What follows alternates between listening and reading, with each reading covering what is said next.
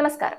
ശബരിമലയിൽ സർക്കാരിന് വീഴ്ച സംഭവിച്ചതിൽ ഇപ്പോഴും ഇരുട്ടിൽ തപ്പുകയാണ് മുഖ്യമന്ത്രിയും മന്ത്രിമാരും. വിശദീകരണങ്ങളും ന്യായീകരണങ്ങളുമായിട്ട് ആകെപ്പാടെ പുകില് തന്നെയാണ്.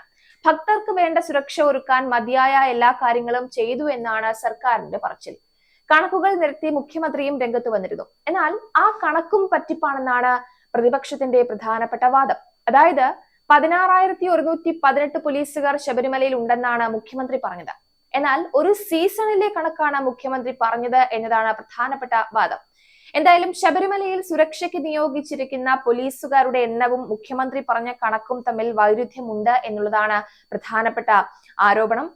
സന്നിധാനം, പമ്പ, അതേപോലെ നിലയ്ക്കൽ എന്നിവിടങ്ങളിലായി ഡ്യൂട്ടിക്കായിട്ട് 16,118 പോലീസ് ഉദ്യോഗസ്ഥരെയാണ് നിയോഗിച്ചിരിക്കുന്നതെന്നാണ് മുഖ്യമന്ത്രി പറയുന്നത്. പക്ഷേ യാഥാർത്ഥ്യം പരിശോധിക്കുകയാണെങ്കിൽ നിലവിൽ ഒരു ദിവസം ഡ്യൂട്ടിക്കുള്ളത് 3,394 പോലീസുകാർ മാത്രമാണ്. ഒരു സമയത്ത് 1,132 പേർ മാത്രമാണ് ജനക്കൂട്ടത്തെ നിയന്ത്രിക്കാനും മറ്റ് സേവനങ്ങൾക്കുമായിട്ട് 3 ഉള്ളത് എന്നുള്ളതാണ് യാഥാർത്ഥ്യം. 16,118 പോലീസ് ഉദ്യോഗസ്ഥർ എന്നുള്ളത് മകരവിളക്ക് വരെയുള്ള ഒരു സീസണിലെ ആകെ പോലീസുകാരുടെ എണ്ണമാണ്. ഈ എണ്ണം പറഞ്ഞാണ് മുഖ്യമന്ത്രി രക്ഷപ്പെട്ടത് എന്നുള്ളതാണ് പോയിന്റ്. ശബരിമലയിലെ സ്ഥിതി നോക്കുകയാണെങ്കിൽ 2 ഷിഫ്റ്റായിട്ടാണ് സന്നിധാനത്തെ പോലീസ് ഉദ്യോഗസ്ഥരൊക്കെ ഡ്യൂട്ടിക്കുള്ളത്. ഇവിടെ ഒരു സമയം 617 പേർ, 2 ഷിഫ്റ്റിലുമായിട്ട് 1,851 പോലീസുകാരുണ്ടാവും. അതിൽ തന്നെ 18-ാം പടി, നടപ്പന്തൽ, സോപാനം, മാളികപ്പുറം, ശരംകുത്തി, മരക്കൂട്ടം തുടങ്ങിയ മേഖലകളിലാണ് ഇവരെ നിയോഗിച്ചിട്ടുള്ളത്. 18-ാം പടിയിലും കൊടിമരത്തിന് സമീപത്തുമായിട്ട് ഒരു സമയം 50 പേരുണ്ടാകുമെന്നാണ് കണക്ക്. മറ്റു മേഖലകളിലാണ് ബാക്കിയുള്ള പോലീസുകാരുടെയൊക്കെ ജോലി.